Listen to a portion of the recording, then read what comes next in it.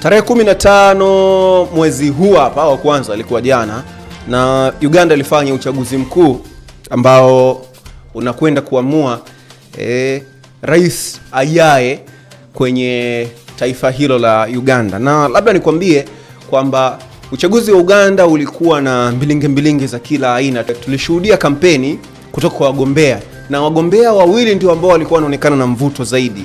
Wa kwanza ni rais wa nchi hiyo na mgombea wa kiti cha urais kwa tiketi ya chama cha NRM. Huyu si mwingine ni Yoweri Kaguta Museveni.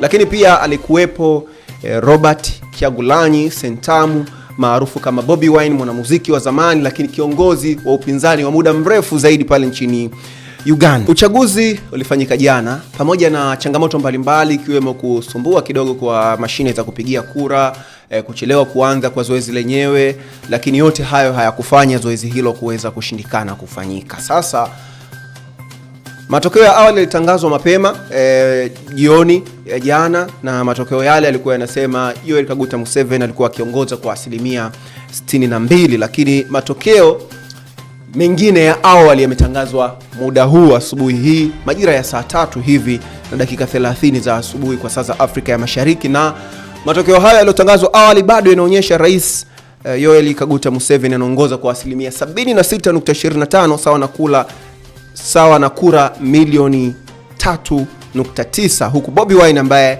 ni mpinzani wake akimfuatia akiwa na 19.85 sawa na kura milioni 1.3, baada ya 45% ya vituo vya kupigia kura kutoa matokeo hadi asubuhi ya Jumaa hii ya leo. Sasa tume ya uchaguzi ya Uganda imetangaza matokeo hayo ya awali.